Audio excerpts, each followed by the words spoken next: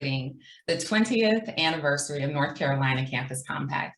It is important for me to center us in the fact that North Carolina, and higher education in particular, has a long story around civic and community engagement. Very deep soil, roots, just the right atmosphere for this, right? We can talk about that Guilford College was founded as on the land of the Underground Railroad, and they were founded as an anti-slavery institution. We can talk about NC State as a land grant institution coming along in the 1800s, or NCA&T in 1891. This community college movement in North Carolina. We all know about the student activism that happened in North Carolina, first with the Greensboro Four from North Carolina A&T, and then it spread throughout our state and then around the nation. We know Warren Wilson began their service requirement as early as 1960. We have many, many faith-based institutions with a strong commitment to this work, great extension programs. The phrase service learning was coined by native North Carolinian Robert Sigmund back in the 70s. He started the first state level office to promote service-based engagement. We know student organizations like Apples and the ACT office at App State. All of these started to emerge in the 80s. We know that the Duke Community Service Center opened in 1989, and that Betsy Alden came to the Duke campus, and she is considered one of the pioneers of the service learning movement in the nation. We know that many campus offices in the 90s started to open and actually have staff. And the first HBCU, NC Central, to join the National Campus Compact movement happened in the 90s. But the next part of the story is that in 1993, awareness that there was a movement afoot around our state, some students and administrators came together and hosted the first regional student conference at Elon University called Connecting Campus and Community. Then in 1995, they held a statewide student conference at Elon. You can see the cover of the program there. It was called From Spark to Fire. Next, that group, they continued those student conferences for the next 2 years, but they decided that they should become a collaboration and actually form a formal relationship. They formed the NCCC Coalition, North Carolina Campus Volunteers. And they hosted the first Service Learning Institute for faculty at Elon. And I'll pause for a moment to recognize John Barnhill. You heard his name earlier on one of our awards, but he entered college with a passion for service while a student at Elon. He co-founded their Habitat for Humanity chapter and then their Elon Volunteers Student Community Service Group. He went on after he graduated to help develop student leadership, becoming Elon's first staff service coordinator. And under his leadership, the Office of Volunteer Programs became the endowed, nationally recognized Kernodle Center for Civic Life. In 1993, he broadened his vision and helped form NCCC. The next phase in our journey is that the folks at Elon and around the state, Lynn Blanchard and others, Betsy Alden, and we could name lots of names, who were part of the NCCB, Patty Clayton, part of that coalition, recognized that there was also a national movement that was taking root, and that was Campus Compact. Leo Lambert, the president at Elon at the time, caught that vision and invited several presidents to be part of forming a North Carolina Campus Compact, which happened in 2002, and they formally merged with NCCC. And John Barnhill was the founding executive director. We owe a debt of gratitude for Leo Lambert and the rest of his team for being willing to host the state office at Elon. These were the charter members who first signed on to this compact that we were making amongst ourselves, this promise to commit our institutions to higher education, civic, and community engagement. So this is a story of a rich soil that already existed, of incredible roots that took place with NCCB, and then of course, Now today, there are flowers, as they say, 1,000 flowers blooming all across our state. So I want to honor and thank all the people who tread that path, who toiled that soil for all those years, and for all that they did to support us being here today. So a really quick recap of what we have done together. Over these 20 years, we've had over 7,000 event participants, whether it was at our faculty conference PACE, our CSNAP student conference where student leaders share their work, our 4C competition I referenced earlier, bringing together community engagement professionals twice a year for professional development at our network regional meetings, at our summer retreat and conference, which we now call SEAC, bringing those folks together for training and sharing of best practices, whether it's through one of our newer offerings, an Engaged Scholar Writing Retreat that we did in person and then pivoted online. This was our 4th annual, trying to give scholars an opportunity to get away from campus, to share their work and engage in the important work of writing their engaged scholarship and publishing. We have, over the years, disseminated multiple publications. We did one on the promising practices of international service learning. We collected the stories of the great work you all did around Hurricane Katrina. We recently formed a community of practice in 2018, COPL, and we have published articles as well as a primer on the benefits and value of civic and community engagement. Leo Lambert saw the vision 12 years ago to bring together presidents to also make the same commitments to share best practices. We've had prominent speakers such as General McChrystal, Jamie Marasotis, the head of the Lumina Foundation, former Secretary of Education John King, and on and on. So this is a time for presidents to commit to this work. Lynn Pasquarella, the president of AAC&U, also spoke with us. We've disseminated over $500,000 in grants and funding, first through our NCCC Americorps program, where over 2,000 undergraduate students engaged in each of them 300 hours of service, and they received an education award of $1,000 to $1,500.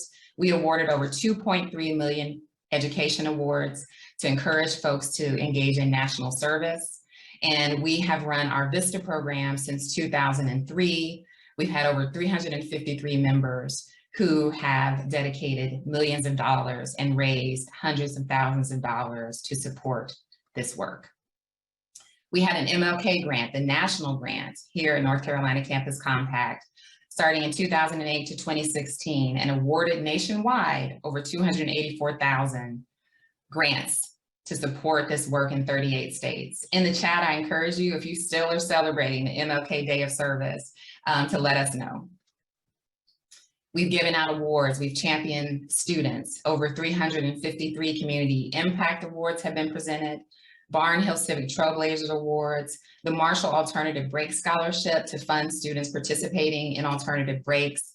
We've recognized 16 engaged faculty through our Sigmund Service Learning Award, now our Engaged Faculty Award, our CEPI Award, and we have a presidential award, which was suspended this year because this one we like to do in person.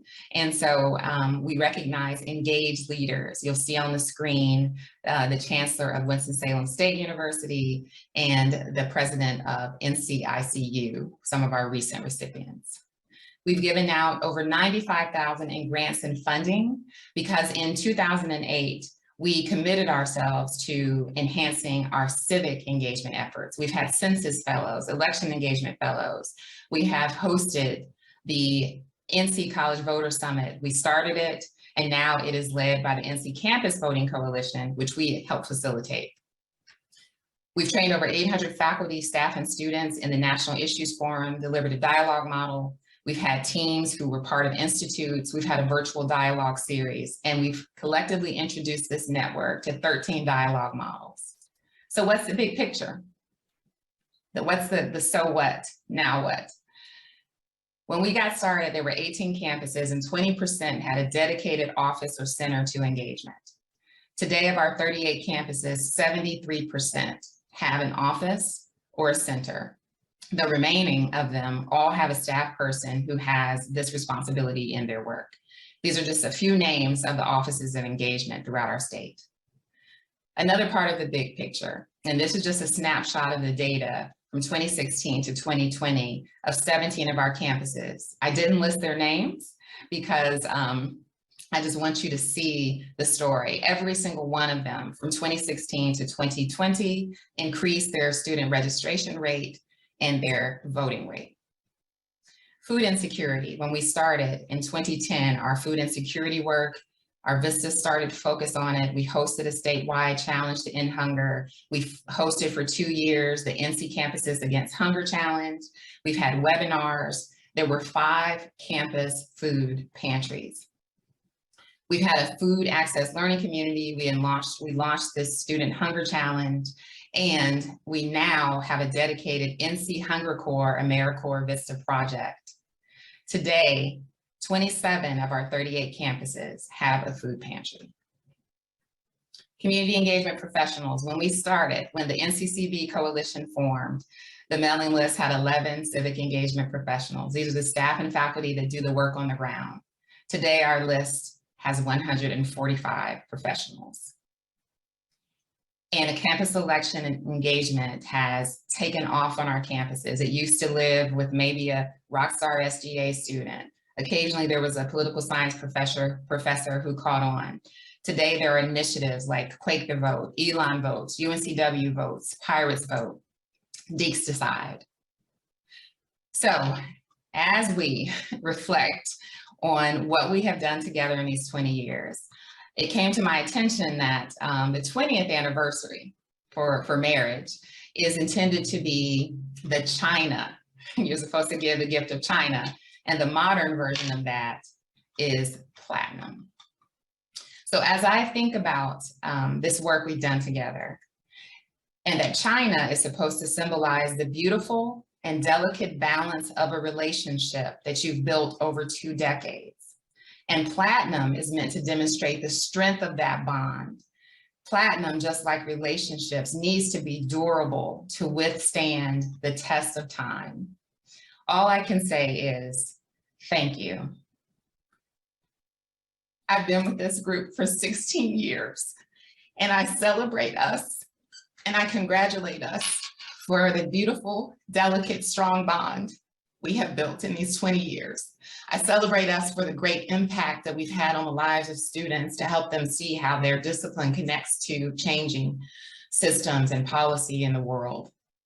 I celebrate us for all the community partners that we've served, the research that we've done that has changed lives. I celebrate us for all of the houses we built, for all of the community gardens that we have nourished and nurtured. I'm grateful to live in this state with a community of higher education folks who are committed to this work. But relationships, just like the soil, have to be turned over regularly.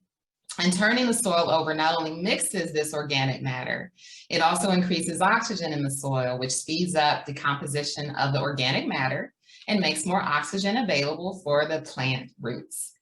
So today we embark on a new leg of our journey. As of July 1st, we will be disaffiliating from the National Campus Compact organization, along with the affiliates in California, Washington, Indiana, New Jersey, New York, Pennsylvania, Maryland, DC, and Delaware. We are excited here in North Carolina that we are going to continue the same mission and just move in a bold new direction. And that's our mission there on the screen. I'm grateful to our advisory board who for the last 2 years, some have rotated off, some have left their campus.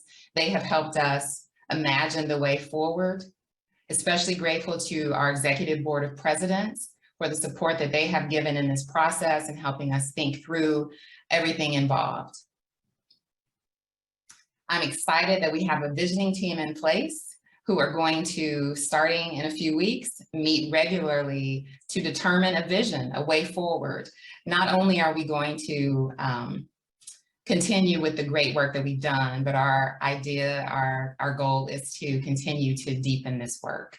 So without further ado, I would like to present to you our new organization. We will now be NC Campus Engagement. This is a way for us to talk about the work that we do, which is engagement, as opposed to what we are, which is a compact of folks committed to the work. We are excited about our tagline is leadership, engagement, and democracy. We are excited to elevate democracy. And if you are wondering, well, what color are we going to go with in terms of the way forward? That means that you have to come to our launch on July 1st, when we are actually going to reveal our new website, our new color scheme, and our visioning plan. Thank you all so much. We are so excited for the future and what we are going to continue to plant and blossom and grow throughout this state to serve our neighbors and to serve each other. I'm now